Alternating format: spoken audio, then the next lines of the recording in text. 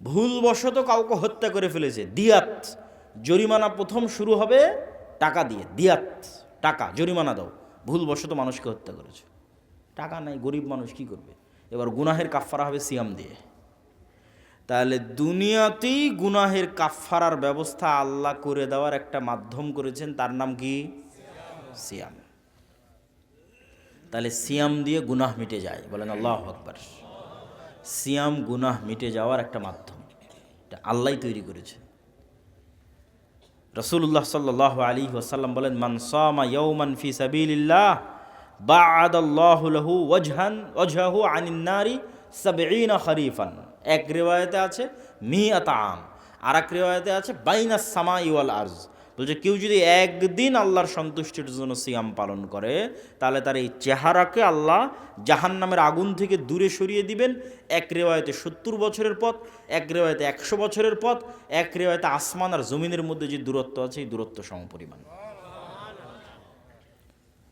তাহলে সিয়াম কি পরিমাণ গুরুত্বপূর্ণ ইবাদত। সিয়ামেরও সবচেয়ে বড় উপকারিতা হচ্ছে মানুষের নফসকে কন্ট্রোলে রাখতে সিয়াম সহযোগিতা করে। কিভাবে? ইবনুল কাইয়িম রাহিমাহুল্লাহ বলছেন, মানুষ যখন পেট পূর্ণ করে খাবার নেয়, গ্রহণ করে, তখন রক্তনালীগুলো ফোলা থাকে। রক্তনালীর মধ্যে দিয়ে শয়তানের প্রবেশ দ্বার বিশাল উন্মুক্ত থাকে। আল্লাহর নবী আর এক হাদিসে বলেছে, ইয়াজরি মাজরাদ দাম, শয়তান রক্তনালী দিয়ে চলাচল করে। আর পেট পূর্ণ থাকলে রক্তনালী বেশি ওপেন থাকে, তাহলে শয়তান বেশি ঢুকতে পারবে। তাহলে অন্তরে খারাপ কাজের চিন্তা, ইবাদতের অনীহা, অলসতা সবচেয়ে বেশি হবে যখন পেট পূর্ণ। আর যখন পেট ক্ষুধার্ত, খাবার নাই, তখন রক্ত সঞ্চালনের যে রাস্তাগুলো এগুলো সংকুচিত হয়ে গেছে। আর যেহেতু ওই রাস্তা দিয়ে শয়তান ঢুকে, তাহলে শয়তানের ঢোকাও গিয়ে গেছে, কমে গেছে। শয়তানের ঢোকা যেহেতু কমে গেছে, তখন নাফসের উপর কন্ট্রোলও মানুষের প্রতিষ্ঠিত হবে, মজবুত হবে, শক্তিশালী হবে। এমনিতেই তো খাওয়া থেকে বিরত থাকা নাফসের বিরুদ্ধে যুদ্ধ, এটা একটা যুদ্ধ।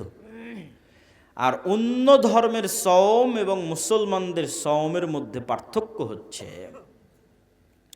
অন্য ধর্মের সিয়ামে শুধু খাবারে ফোকাস করা হয়, আর মুসলমানদের সিয়ামে শুধু খাবারে ফোকাস নয়। আজকে এই বক্তব্য থেকে শিখে যান, সিয়ামের ৩টে স্তর। এক, সর্বনিম্ন, যেটা মিস করলে সিয়ামই বাদ হয়ে যাবে। সর্বনিম্ন স্তর, যেটা মিস করলে সিয়ামই বাদ, সেটা যে পেট এবং লজ্জাস্থানকে সিয়াম রাখা।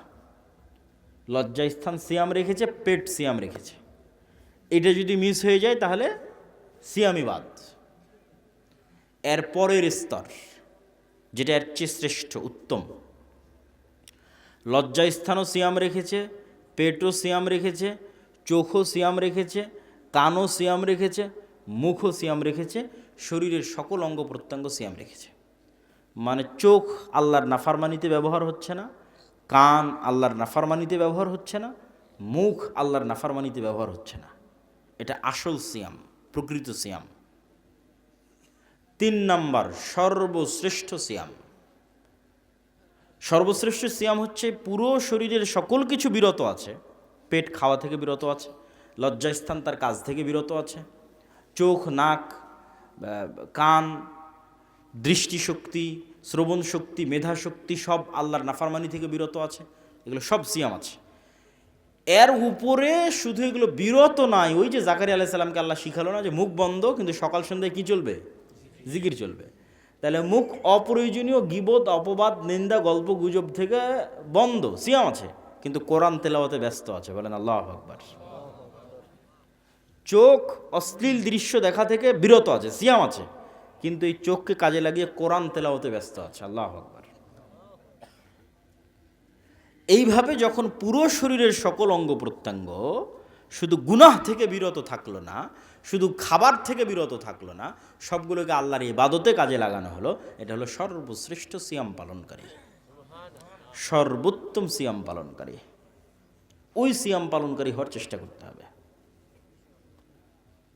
সম্মানিত উপস্থিতি, অন্য সকল ইবাদতের নেকি নির্ধারিত, কে কত পয়েন্ট পাবে তার ইবাদতের কোয়ালিটির উপর নির্ভর করে, এটা আল্লাহর পক্ষ থেকে নির্ধারিত, ফেরেশতারা সেভাবেই লিখবে। কুল্লু বানি আদম ইউজাআফু হাসানাতুহু, প্রত্যেক আদম সন্তানের নেকি বাড়তে থাকবে বেআশরি আমসালিহা, 10 গুণ করে, ইলা সাবিঈ মিয়া, 700 গুণ পর্যন্ত। এইটা একটা নির্ধারিত ফরম্যাট। সালাতের নেকি 10 গুণ থেকে 700 গুণ পর্যন্ত বাড়বে। কিভাবে বাড়বে, কেমনে বাড়বে, আল্লাহ সুবহানাহু ওয়া তাআলার পক্ষ থেকে ফেরেশতাদেরকে জানানো আছে, নির্ধারিত আছে। সালাতের কোয়ালিটির উপর নির্ভর করবে, সালাতের মানের উপর নির্ভর করবে। কিন্তু সিয়ামের কোনো নির্ধারিত পয়েন্ট নাই। আসসাউমুলি ওয়া আনা আজজি বিহি, সিয়াম শুধুই আমার জন্য, এর নেকি কি হবে এটা শুধু আমিই জানি, আমিই দিব। আল্লাহু আকবার। এই জন্য সিয়াম পালনকারীর দ্বিতীয় খুশির সময় হচ্ছে যখন সে তার রব্বুল আলামিনের সাথে সাক্ষাৎ করবে, কেননা তার সিয়ামের নির্ধারিত কোনো পয়েন্ট নাই, নির্ধারিত কোনো নেকি নাই, এটা তো রব্বুল আলামিন নিজে দিবেন। আসসাউমুলি ওয়া আনা আজজি বিহি, কী দিবেন? এই খুশিতে, এই আনন্দে সিয়াম পালনকারীর দ্বিতীয় সর্বোচ্চ আনন্দের জায়গা হবে রব্বুল আলামিনের সাথে সাক্ষাতের সময়। এই জন্য সিয়াম পালনে আমাদেরকে অভ্যস্ত হতে হবে, পড়ার মতো হবে। তখন আপনার আওয়াজটা যখন মুহাম্মদ সাল্লাল্লাহু আলাইহি ওয়াসাল্লামের আওয়াজের মতো হবে, আওয়াজের যে ফরম্যাট, তখন এটা জিবরাইল আলাইহিস সালাতু ওয়াস সালামের মতো হবে। আর যখন আপনার আওয়াজটা জিবরাইল আলাইহিস সালাতু ওয়াস সালামের মতো হবে, তখন এটা লাউহে মাহফুজের মতো হবে। আর যখন আপনার আওয়াজটা লাউহে মাহফুজের মতো হবে, তখন এটা আল্লাহ সুবহানাহু তাআলার যে আওয়াজ, সে আওয়াজের সাথে মিলে যাবে। লাউহে মাহফুজ থেকে জিবরাইল নিয়েছে, জিবরাইল থেকে মুহাম্মদ সাল্লাল্লাহু আলাইহি ওয়াসাল্লাম নিয়েছে, মুহাম্মদ সাল্লাল্লাহু আলাইহি ওয়াসাল্লাম থেকে সাহাবীরা, তাবিরা, তারপরে আমরা। এই জন্য তাজবিদের গুরুত্ব আছে, আওয়াজটা যেন হুবহু এরকম হয়, যাতে লাউহে মাহফুজের সাথে মিলে যায়। আওয়াজের ধরন, উচ্চারণের স্টাইল লাউহে মাহফুজের সাথে যাতে মিলে যায়, এই জন্য তাজবিদের গুরুত্ব আছে। কোরআন অর্থ জানা জরুরি, বোঝা জরুরি, জ্ঞান অর্জন করতে হবে। শুধু সাউন্ডের মধ্যে সীমাবদ্ধ থাকলে হবে না, কেননা কোরআনের শিক্ষাও তার মুজিজা। কিন্তু কেউ যদি কোরআন নাও বুঝে, কোরআন নাও জানে, তবুও শুধু কোরআনের আওয়াজ দিয়ে, কোরআনের উচ্চারণ দিয়ে সে কোরআনের সকল বরকতই লাভ করতে পারবে। কোরআনের সকল বরকত, সকল রহমত তার জীবনে, তার ব্যবসা বাণিজ্যে, তার বাড়িতে, সকল ক্ষেত্রে শুধু এই আওয়াজ দিয়েও উপকার লাভ করা সম্ভব। তাহলে আমরা বলছিলাম জিকির, সর্বশ্রেষ্ঠ জিকির তাহলে কোরআন। সর্বশ্রেষ্ঠ জিকির তাহলে কি? কোরআন। আশা করি বুঝে গেছেন যে সর্বশ্রেষ্ঠ জিকির কোরআন। এবার আসি জিকির দোয়ার চেয়েও শ্রেষ্ঠ। দোয়া করাও ইবাদত, কিন্তু দোয়া করার চেয়েও শ্রেষ্ঠ ইবাদত হচ্ছে জিকির। কারণ হচ্ছে যে এই প্যান্ডেলের, এই আসমান জমিনের, এই গাছপালার, এই জীবজন্তুর আল্লাহর কাছে কোনো চাওয়া আছে? আল্লাহর কাছে কোনো চাওয়া নেই। ফেরেশতাদের আল্লাহর কাছে কোনো চাওয়া আছে? নাই। ফেরেশতারা যদি দোয়া করে তাও এটা মুমিন মুসলমানদের জন্য দোয়া করে, ওদের নিজেদের জন্য কোনো চাওয়া নেই। না টাকা পয়সার দরকার, না খাবার দাবারের দরকার, না কোনো অসুখ বিসুখ, চাওয়া নাই। তাহলে ফেরেশতাদের ইবাদত এবং আশেপাশের সকল সৃষ্টিজীবের ইবাদত আসলে জিকির, তাসবিহ। আর আমরা মানুষেরা জিকিরও করি, দোয়াও করি। দোয়ার চেয়ে জিকির কেন শ্রেষ্ঠ? দোয়ার মধ্যে মানুষের নিজের স্বার্থ বেশি আছে। আল্লাহ আমাকে এটা দাও, আল্লাহ আমার এটা দরকার, আল্লাহ আমার ওইটা দরকার। আর যখন আপনি জিকির করছেন তখন এটা নিঃস্বার্থ আল্লাহর জন্য। আল্লাহু আকবার এই কথার মধ্যে কোনো চাওয়া আছে? নাই। সুবহানাল্লাহ এই কথার মধ্যে কোনো চাওয়া আছে? নাই। সুবহানাল্লাহি বিহামদিহি সুবহানাল্লাহিল আযীম এর মধ্যে কিছু চাওয়া আছে? লা ইলাহা ইল্লাল্লাহ এর মধ্যে কিছু চাওয়া আছে? লা ইলাহা ইল্লাল্লাহু ওয়াহদাহু লা শারীকা লাহু লাহুল মুলকু ওয়া লাহুল হামদু ওয়া হুয়া আলা কুল্লি শাইইন কাদির। এর মধ্যে কোনো চাওয়া আছে? লা হাওলা ওয়ালা কুওয়াতা ইল্লা বিল্লাহ, এর মধ্যে কোনো চাওয়া আছে? নাই। এগুলো নিঃস্বার্থ আল্লাহর বড়ত্ব, আল্লাহর মহত্ব, আল্লাহর পবিত্রতা, আল্লাহর গুণাবলী। আর এটাই ফেরেশতাদের ইবাদত, এটাই আশেপাশের সব জীবজন্তু, গাছপালা, কীট পতঙ্গ, জমিন, প্যান্ডেল, কাপড় চোপড়, বাড়ি ঘর, সবার ইবাদত। সূর্য নক্ষত্র সবার ইবাদত। তাসবিহ, আল্লাহর পবিত্রতা, আল্লাহর বড়ত্ব, আল্লাহর মহত্ব। এবং কেউ যদি আল্লাহ সুবহানাহু তাআলার বড়ত্ব, মহত্ব, তাসবিহ, জিকির পাঠে অভ্যস্ত হয়, তাহলে দোয়াকারী দোয়া করে যা পাবে, জিকিরকারী তার চেয়ে বেশি পাবে। বিস্তারিত এগুলো যা বলছি প্রত্যেকটা কথার পিছনে দলিল আছে। সবগুলো দলিল আল্লাহর পথে যাত্রা যে বইটা আছে, এই বইটাতে তুলে ধরা আছে। আমাদের সবসময় সাথে ড্রাইভার থাকে, গাড়ি থাকে, তখন বইগুলো আনা যায়। যেহেতু আমাদের গাড়ি অ্যাক্সিডেন্ট হওয়াতে ভাড়া গাড়িতে এসেছে, এই জন্য আজকে বই পুস্তক নাই। তবে এই বইটা অবশ্যই সংগ্রহ করতে হবে। মাসিক আল ইতিসাম সংগ্রহ করতে হবে। আল্লাহর পথে যাত্রা এই বইটা সব মসজিদ, মাদ্রাসা, স্কুল, কলেজ, ইউনিভার্সিটি, মক্তব, সব জায়গায় সাপ্তাহিক একদিন হলেও পাঠচক্রের মাধ্যমে 1 পৃষ্ঠা 2 পৃষ্ঠা করে হলেও পড়তে হবে। আল্লাহর পথে যাত্রা আজকের যা আলোচনা করছি সব ওখানে আছে, আরও বিস্তারিত, আরও ইন ডিটেলস, আরও দলিল সহ। আমি শুধু সারমর্ম বলতেছি, তাও পুরো বইয়ের একটা অধ্যায়ের আলোচনার সারমর্ম বলতেছি, সব অধ্যায়ের নয়। জিকির। আল্লাহ সুবহানাহু তাআলা মূসা আলাইহিস সালাতু ওয়াস সালামকে মুজিজার লাঠি দিলেন, হাত দিলেন, যেই হাত বগলের মধ্যে থেকে বের হলে জলজল করবে। জিহ্বায় তোতলামি ছিল, সেই তোতলামি ভালো করে দিলেন। ভাইকে সাথে দরকার ছিল, ভাইকে সাথে দিয়ে দিলেন। সব কিছু দেওয়ার পর আল্লাহ সুবহানাহু তাআলা বলতেছেন, ওয়ালা তানিয়া ফি জিক্রি, তুমি আমাকে স্মরণ করতে ভুলিও না। তো আল্লাহ সুবহানাহু তাআলা যে স্মরণ করতে ভুলতে নিষেধ করলেন, এর কারণটা কি?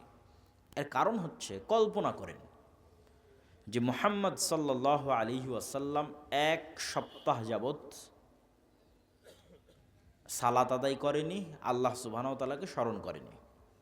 সালাত তো আল্লাহকে স্মরণ করার একটা মাধ্যম, আমরা আগেই বলেছি। সালাতও আদায় করেনি, জিকিরও করেনি। 1 সপ্তাহ 10 দিন পার হয়ে গেছে। এখন আজকে মূসা আলাইহিস সালাতু ওয়াস সালাম লাঠি ছাড়ছে, লাঠি আর সাপ হয় না। বগল থেকে হাত বের করছে, হাত আর জলজল করে না। কেন? সব ডিঅ্যাক্টিভেট হয়ে গেছে, ফাংশন যা ছিল সব ডিঅ্যাক্টিভেট। কেন ডিঅ্যাক্টিভেট? এই কালব মূল জায়গা থেকে ডিসকানেক্টেড হয়ে গেছে। যেটার সাথে কানেক্টেড থাকার মাধ্যমে এগুলো অ্যাক্টিভেট থাকবে, ওই কানেকশানই নাই, নেটওয়ার্কই বিচ্ছিন্ন। তাহলে কিভাবে আর বাকিগুলো কাজ করবে? বাকিগুলো তো কাজ করবে না। বাকি ফাংশনগুলো তখনই অ্যাক্টিভেট থাকবে যখন মূসা আলাইহিস সালামের নিজের কালব আল্লাহ সুবহানাহু ওয়া তাআলার সাথে সালাত এবং জিকিরের মাধ্যমে কানেক্টেড থাকবে। আল্লাহু আকবার। এটা আল্লাহ কোরআনে বলেছে, ওয়ালা তানিয়া ফি জিক্রি, যে সব ঠিক থাকবে যদি তুমি আমার সাথে সম্পৃক্ত থাকো। আমার সাথে সম্পর্ক নাই তো আর কোনো কিছুর কোনো বেল নাই, কোনো দাম নাই। মূসা আলাইহিস সালাতু ওয়াস সালাম মের মতো নবীর ক্ষেত্রে জিকির, আল্লাহ সুবহানাহু ওয়া তাআলার সাথে কানেক্টেড থাকার এত গুরুত্ব। জিকির এবং সালাত, এই দুই আলোচনার প্রথম অংশ জিকির। জিকিরের ক্ষেত্রে সর্বশ্রেষ্ঠ সময় হচ্ছে সকাল সন্ধ্যার জিকির। সন্ধ্যার জিকির মানে কি?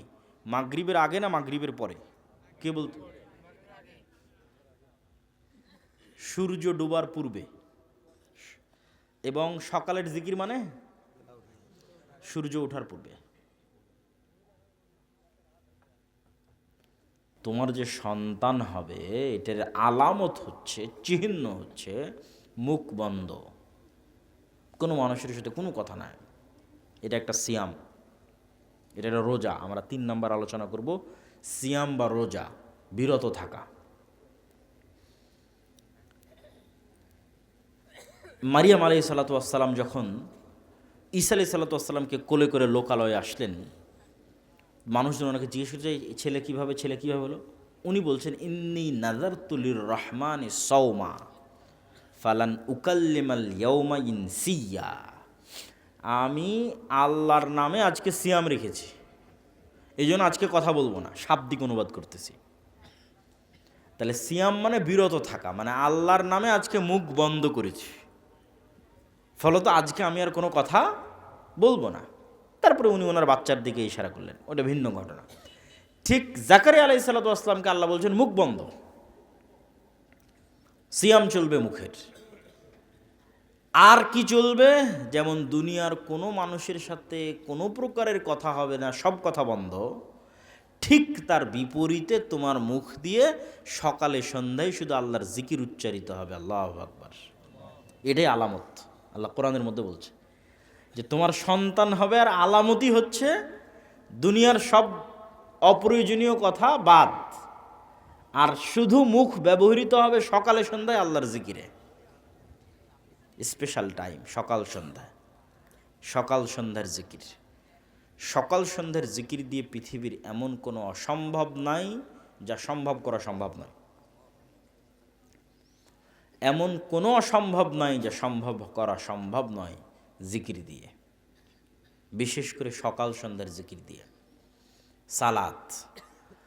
সালাতের কিছু আলোচনা তো জিকিরের সাথে আমরা সম্পৃক্ত এবং কানেক্টেড করে ফেলেছি। শুধু এতটুকু বলি যে সালাত 7 আসমানে থাকা রব্বুল আলামিনের সাথে জমিনে থাকা আল্লাহর সৃষ্টি মানুষের মধ্যে লাইভ কানেক্টেড হওয়ার একমাত্র প্রযুক্তি।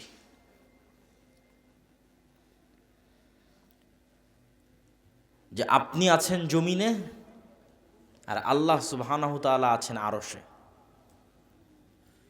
কত লক্ষ কত কোটি কিলোমিটার কেউ জানে না। এ এক মহাশূন্য, এক আসমানের নিচে, যেটাই বিজ্ঞানীরা বের করতে পারেনি। এভাবে 7 আসমান। তাহলে 7 আসমানে থাকা রব্বুল আলামিনের সাথে জমিনে থাকা এক ক্ষুদ্র সৃষ্টিজীব লাইভ কানেক্টেড হবে। তার একমাত্র প্রযুক্তির নাম কি? একটু জোরে বলেন তো কি? সালাত। একমাত্র প্রযুক্তি। ওই নির্ধারিত টাইমে, নির্ধারিত সময়ে, নির্ধারিত ফরম্যাটে, নির্ধারিত অবস্থায় যদি কেউ দাঁড়িয়ে যায়, আর ওর চক্ষু যদি সিজদার দৃষ্টিতে থাকে, অন্তরে যদি দুনিয়ার কোনো কথা না থাকে, আল্লাহর সাথে কানেক্টেড থাকে, তাহলে আল্লাহ সুবহানাহু তাআলাও নূরের পর্দা সরিয়ে বান্দার সাথে লাইভ মুখোমুখি হয়ে যান। এখন বান্দা যা বলবে আল্লাহ সুবহানাহু তাআলা তা শুনবেন। এই জন্য মুহাম্মদ সাল্লাল্লাহু আলাইহি ওয়াসাল্লাম যে কোনো সমস্যায় আগে সালাত। কেন? আগে যোগাযোগ তৈরি করতে হবে কার সাথে? আগে তো আল্লাহকে বলতে হবে। তাহলে আমরা যেমন এখন যে কোনো বিপদে পড়লে ফোন উঠিয়ে ফেলি, একে ফোন দেবো, ওকে ফোন দেবো, ওকে ফোন দেবো। কেন? ফোনের মাধ্যমে তো আপনি লাইভ কানেক্টেড হয়ে যাচ্ছেন। হোয়াটসঅ্যাপ কল দিয়ে লাইভ চলে যাচ্ছেন, ফেসবুকে দিয়ে লাইভ চলে যাচ্ছেন, সরাসরি মানুষের সাথে কানেক্টেড হয়ে যাচ্ছেন। এর চেয়ে তো লক্ষ কোটি গুণ, হাজারো গুণ শ্রেষ্ঠ প্রযুক্তি হচ্ছে সালাত, যেটা জমিনে বসে রব্বুল আলামিন আরশের উপরে থাকা রব্বুল আলামিনের সাথে কানেকশন তৈরি হবে। পৃথিবীর কেউ দিতে পারবে না আপনাকে। পৃথিবীর কারো কাছে এই বুদ্ধিও নাই, কারো কাছে এই রাস্তাও নাই, কারো কাছে এই ফরম্যাট জানাও নাই। এটা একমাত্র আল্লাহর ওহির মাধ্যমে, নবীদের মাধ্যমে, এগুলো গায়েবে থাকা ফরম্যাট, এগুলো লাউহে মাহফুজে থাকা ফরম্যাট, যেটা নবীদের মাধ্যমে, জিবরাইলের মাধ্যমে পৃথিবীতে এসেছে। ওই জন্য রাসূল সাল্লাল্লাহু আলাইহি সাল্লাম সূর্যগ্রহণে সালাত, চন্দ্রগ্রহণে সালাত, বৃষ্টি প্রার্থনায় সালাত, জানাজায় সালাত, এছাড়া যে কোনো বিপদ আপদে তিনি সাথে সাথে সালাতে দাঁড়িয়ে যেতেন। যে কোনো, আপনিও এইটার ফল পাবেন। পৃথিবীর যে কোনো সমস্যা আজ থেকে আপনি চিন্তা করে নিতে পারেন যে আপনি পৃথিবীর যে কোনো প্রবলেম, যে কোনো সমস্যার মুখোমুখি হয়ে সবার আগে অভ্যাস করে নেবেন, সবার আগে সাথে সাথে গায়েবে নির্ধারিত ফরম্যাট, লাউহে মাহফুজে নির্ধারিত ফরম্যাট অজু। এই জন্য অজুর কোনো কারণ না বুঝলেও ওটাই করতে হবে, কারণ ওটা ওভাবে গায়েবে নির্ধারিত আছে, লাউহে মাহফুজের সাথে মিলতে হবে আপনার অজুকে। অজু করে আপনি সালাতে দাঁড়িয়ে যাবেন। সালাতে দাঁড়িয়ে কি আল্লাহ সুবহানাহু ওয়া তাআলাকে যা বলার বলবেন। তারপরে আপনি অপেক্ষা করবেন ফলাফলের, যে আপনি যে সমস্যায় পড়েছেন, যে বিপদে পড়েছেন, সেটিতে আল্লাহ সুবহানাহু ওয়া তাআলা আপনাকে কতটুকু সহযোগিতা করতেছে। আশা করি ইনশাআল্লাহ অবশ্যই উপকার পাবেন। সালাত, সালাত পৃথিবীতে থাকা এক ব্যতিক্রমধর্মী ইবাদতের নাম, এক ব্যতিক্রমধর্মী উপায় এবং মাধ্যমের নাম, যার মাধ্যমে আসমান থেকে আল্লাহ সুবহানাহু ওয়া তাআলার সহযোগিতা নেমে আসে। বিশেষ করে রাতের সালাত, বিশেষ করে রাতের 1/3, 1/2 অতিক্রম হয়ে গিয়ে যখন রাতের শেষ ভাগ, তখন রাতের শেষ ভাগের সালাত। রাসূলুল্লাহ সাল্লাল্লাহু আলাইহি ওয়াসাল্লামকে আল্লাহ সুবহানাহু ওয়া তাআলা বলছেন, ফাতাহাজ্জাদ বিহি নাফিলাতাল লাক আসা আন ইয়াবআসাকা রাব্বুকা মাকামাম মাহমুদা। হে মুহাম্মদ সাল্লাল্লাহু আলাইহি ওয়াসাল্লাম, আল্লাহ আপনাকে মাকামাম মাহমুদ দিতে চায়, সর্বশ্রেষ্ঠ স্থান দিতে চাই কিয়ামতে। এই সর্বশ্রেষ্ঠ স্থান পাওয়ার সিক্রেট হচ্ছে আপনাকে রাতের সালাত আদায় করতে হবে। বদরের যুদ্ধের আগের রাতে মুহাম্মদ সাল্লাল্লাহু আলাইহি ওয়াসাল্লাম রাতের সালাতে দাঁড়িয়ে আছেন, লম্বা রাতের সালাত। আবু বকর রাদিয়াল্লাহু তাআলা আনহু ক্লান্ত হয়ে মুহাম্মদ সাল্লাল্লাহু আলাইহি সাল্লামকে বলছেন, কাফাকা মুনাশাদাতাকা রব্বাক। আরে আপনি তো নবী, এত রাতের সালাত লম্বা আদায় করা লাগে? কিন্তু আবু বকরের চেয়েও মুহাম্মদ সাল্লাল্লাহু আলাইহি ওয়াসাল্লাম ভালোভাবে জানেন যে আগামীকাল বদরের যুদ্ধে আল্লাহর সাহায্য ছাড়া উনি জিততে পারবে না। এটা উনি আবু বকরের চেয়ে ভালো জানেন। 2 নাম্বার, উনি আবু বকরের চেয়ে এটাও ভালো জানে যে আল্লাহর সাহায্য এমনি এমনি পৃথিবীতে আসবে না। আমি যদি সর্বশ্রেষ্ঠ নবী হই, সর্বশ্রেষ্ঠ নবী হওয়ার পরও আল্লাহর সাহায্য পৃথিবীতে টেনে আনার জন্য আমাকে রাতে সালাত আদায় করতে হবে। আর এই নবীরই উম্মত 5 ওয়াক্ত সালাত আদায় না করে, রাতের সালাত বহু দূরে থাক, 5 ওয়াক্ত সালাত আদায় না করেই নাকি ইসলামকে বিজয় করে ফেলবে। এবার বুঝেন তাহলে যে নবী, দিনের নবী যিনি, যে দিনের আমরা অনুসারী, যার আমরা উম্মত, তিনি সর্বশ্রেষ্ঠ মানুষ হওয়ার পরে আল্লাহর সাহায্য নেবেন, এই জন্য রাতের সালাতে দাঁড়িয়ে আছেন সারা রাত। সহিহ রিওয়ায়াত যে বদরের রাতে সবাই ঘুমিয়েছে, শুধু একজন ঘুমায়নি, মুহাম্মদ সাল্লাল্লাহু আলাইহি ওয়াসাল্লাম। ফজর পর্যন্ত উনি সালাতে দাঁড়িয়েই আছেন, দাঁড়িয়েই আছেন, দাঁড়িয়েই আছেন। আর দিনের বেলা হাত উঠিয়ে দোয়া করতে করতে করতে করতে করতে করতে ওনার চাদর, গায়ের চাদর পড়ে গেছে হাত উঁচু করতে করতে। তো উনি নবী হওয়ার পরে এবং সর্বশ্রেষ্ঠ মানুষ হওয়ার পরে আল্লাহর সাহায্য নিবেন, এই জন্য রাতের সালাতে দাঁড়িয়ে আছেন।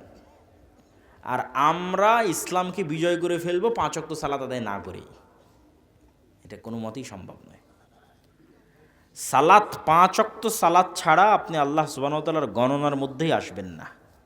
এখানে বিজয়, আন্দোলন, বিপ্লব এগুলোর কোনো অর্থ নাই। তাহলে ইসলাম প্রতিষ্ঠা করতে হলে শুরুই করতে হবে মসজিদ দিয়ে, শুরুই করতে হবে সালাত দিয়ে। তারপরে তখন আস্তে আস্তে অন্যদিকে আগাবে। কেননা আপনি পৃথিবীর সকল গুনাহ থেকে বিরত যদি থাকতে চান, তার সহজ বুদ্ধি, ইয়াং জেনারেশন থেকে শুরু করে যে কেউ, যে আমি এই নেশায় আসক্ত, এই গুনাহে আসক্ত, এইটা ছাড়তে পারছি না, ওইটা ছাড়তে পারছি না, সব গুনাহ থেকে মুক্ত হতে পারবেন যদি 5 ওয়াক্ত সালাত জামাতে আদায় করতে পারেন। কেন বললাম? কেন আপনি অন্য গুনাহ করতেছেন, তার কারণ হচ্ছে আপনার নাফস আপনার কন্ট্রোলে নাই, এই জন্যই তো গুনাহ করতেছেন। যে গুনাহই হোক, যে সুদ করতেছে ওরও নাফসার কন্ট্রোলে নাই, যে ঘুষ খাচ্ছে ওরও নাফসার কন্ট্রোলে নাই, যে বিড়ি খাচ্ছে ওরও নাফসার কন্ট্রোলে নাই, যে গিবত অপবাদ দিচ্ছে ওরও নাফসার কন্ট্রোলে নাই, যে জেনায় লিপ্ত হচ্ছে ওরও নাফসার কন্ট্রোলে নাই। ঘটনা তো এক জায়গাতে, সেটা হচ্ছে নাফস কন্ট্রোলে নাই। তাহলে পাপ যেটাই হোক ওটাকে কন্ট্রোল করা সম্ভব যদি নাফসকে কন্ট্রোল করা সম্ভব।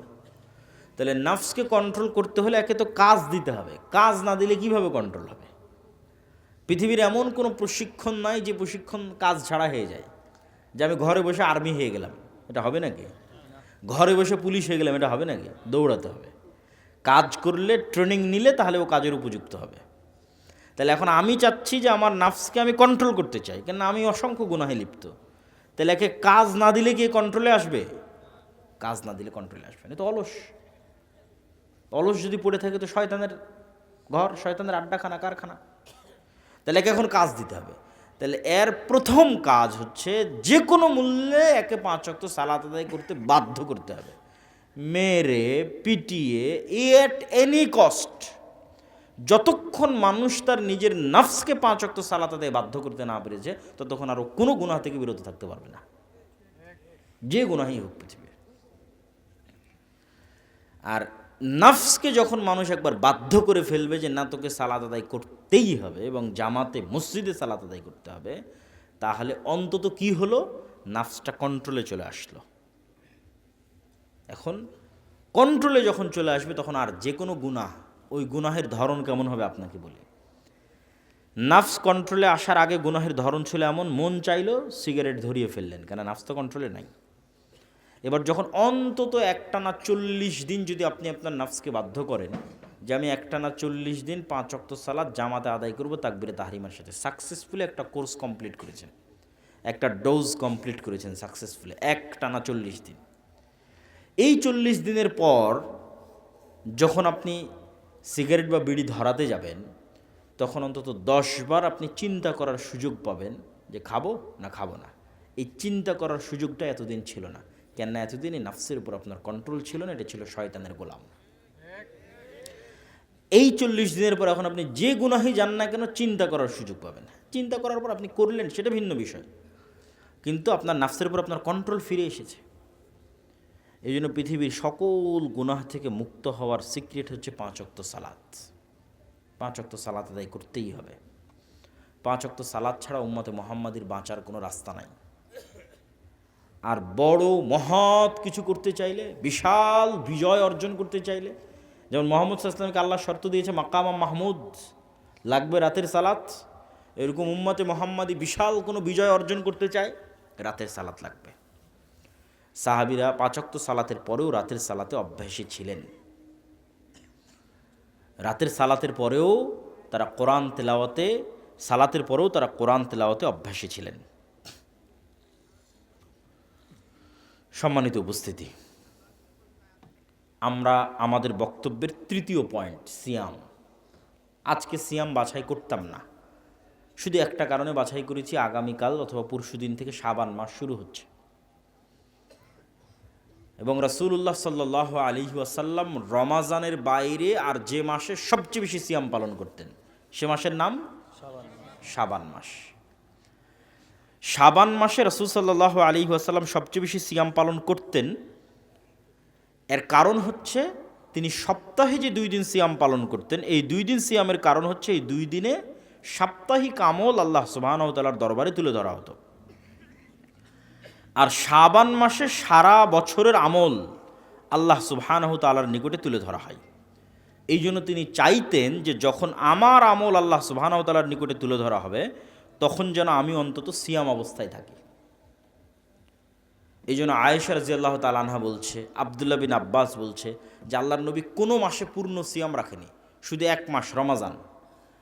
আর কোনো মাসে পূর্ণ সিয়াম রাখেনি, মনে রাখেন, শুধু রমাজানে পূর্ণ সিয়াম রেখেছে। মানে শাবানেও পূর্ণ সিয়াম রাখা যাবে না, জায়েজ নয়। ওইটা আয়েশা রাদিয়াল্লাহু তাআলার স্পষ্ট হাদিস, আব্দুল্লাহ বিন আব্বাসের স্পষ্ট হাদিস যে কোনো মাসেই পূর্ণ সিয়াম রাখেননি, শুধু একটা মাস পূর্ণ সিয়াম রেখেছেন, রমাজান। আর রমাজানের পরে সবচেয়ে বেশি সিয়াম রেখেছেন যে মাসে, সেটা শাবান মাস।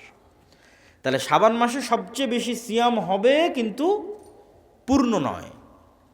লা তুকদ্দিমু রমাদান বিয়াউমিন আও ইয়াউমাইনি, শাবান মাসে সিয়াম রাখতে রাখতে রাখতে রাখতে রমজানের সাথে মিলিয়ে দেওয়া যাবে না। বাধ্যতামূলক রমজানের 1-2 দিন আগে গ্যাপ দিতে হবে শাবানের সিয়ামের। সিয়াম আল্লাহ সুবহানাহু তাআলার নিকটে প্রিয় কেন? সিয়াম গুনাহের কাফফারা। আপনি দেখেন যত গুনাহ আমরা দুনিয়াতে, আল্লাহ যত গুনাহের কাফফারা নেওয়ার ব্যবস্থা করে দিয়েছে দুনিয়াতে, প্রত্যেক গুনাহের কাফফারা 1 নম্বরে শুরু হয় টাকা দিয়ে, আর 2 নম্বরে শেষ হয় সিয়াম দিয়ে। আপনি মিলিয়ে নিন আমার কথা কি, কোরআন পড়েন, হাদিস পড়েন, যেখানে যাবেন শুরু হবে টাকা দিয়ে, শেষ হবে সিয়াম দিয়ে। যেমন রমজান মাসে কেউ দিনের বেলা স্ত্রীর কাছে গেছে, সাংসারিক জীবনে গুনাহ, আল্লাহ বলছেন এই গুনাহের কাফফারা কি? টাকা দিয়ে গোলাম আজাদ করো। বলছে আল্লাহ আমার তো এত টাকা নাই। 60 জন মিসকিনকে খাওয়াও, আল্লাহ আমার তো এত টাকা নেই। তাহলে একটানা 60 দিন সিয়াম রাখো, তাহলে গুনাহের কাফফারা শেষে এসে কোথায় ঠেকলো? সিয়ামে। কেউ কসম করেছে, যে কসম ভঙ্গ করে দিয়েছে, মিথ্যা কসম করেছে, শাস্তি শুরু হবে টাকা দিয়ে, শেষ হয়েছে সিয়াম দিয়ে, যে 3 দিন সিয়াম পালন করো। হজ এবং ওমরার মধ্যে কোনো একটা ইবাদতের ত্রুটি হয়ে গেছে, ছুটে গেছে, ভুলে গেছে, শুরু হবে দম, দুম্বা খাসি কুরবানি করার মাধ্যমে, শেষ হবে সিয়াম রাখার মাধ্যমে। 10 দিন সিয়াম রাখো, 3 দিন হজ অবস্থায়, 7 দিন বাড়িতে এসে।